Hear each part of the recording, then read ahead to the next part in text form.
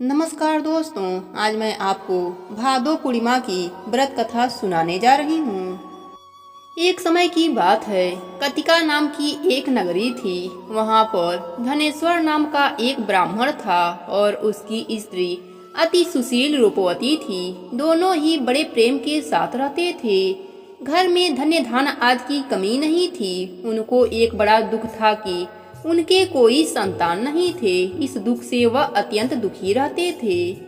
एक समय एक बड़ा तपस्वी योगी उस नगरी में आया।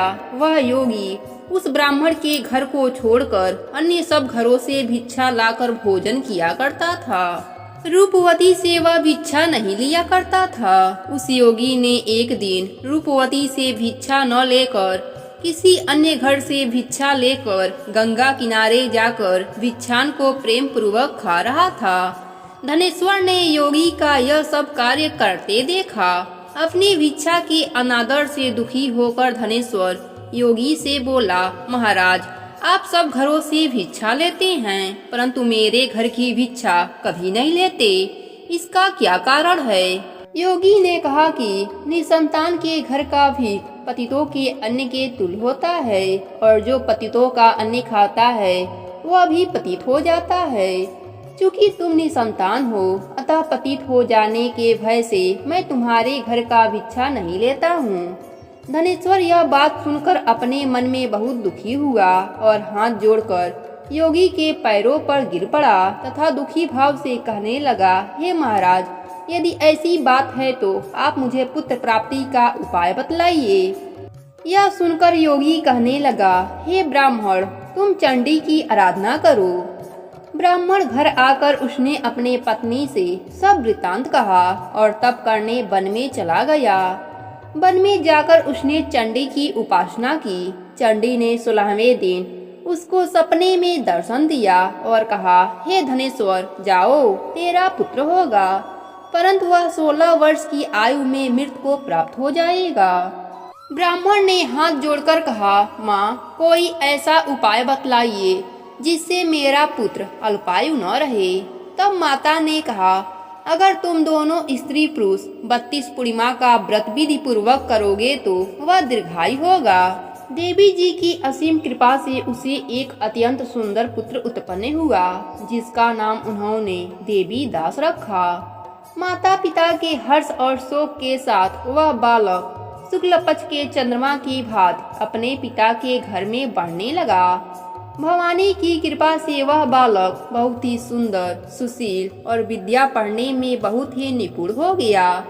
दुर्गा जी की आज्ञा अनुसार उसकी माता ने 32 पूर्णिमा का व्रत रखना प्रारंभ कर दिया था।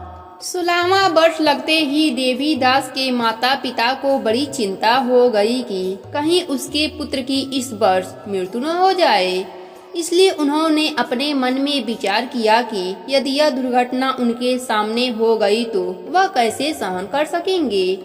तब उन्होंने देवी दास के मामा को बुलाकर कहा कि देवी दास 1 वर्ष तक काशी में जाकर विद्या अध्ययन करेगा और उसको कभी भी अकेला मत छोड़ना, और 1 वर्ष के बाद इसको घर लाना।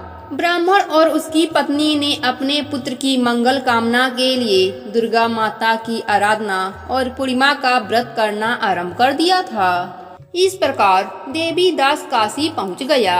काशी में जब देवी दास की आयु पूरी हो गई तो धर्मराज जी ने अपने दूतों को देवी दास के प्राण लेने के लिए भेजे, परंतु व्रतराज के प्रभाव से वह देवी दास को नहीं मार सके। फिर स्वयं धर्मराज जी आए और वह भी देवी दास के प्राण को न ले जा सके। धर्मराज जी को विवश होकर खाली हाथ लौटना पड़ा। इस प्रकार धनेश्वर 32 पूर्णिमा के व्रत के प्रभाव से पुत्रवान हो गया। जो भी स्त्रियां इस व्रत को करती हैं, वे जन्म जन्मांतर में वैधर्भ का दुख नहीं भोगती और सदैव सौभाग्यशाली रहती हैं। यह व्रत पुत्र पौत्र को देने वाला तथा संपूर्ण मनोकामनाओं को पूर्ण करने वाला है। 32 पूर्णिमाओं के व्रत करने से व्रती की सब प्रकार की इच्छा भगवान शिव जी की कृपा से पूरी हो जाती है।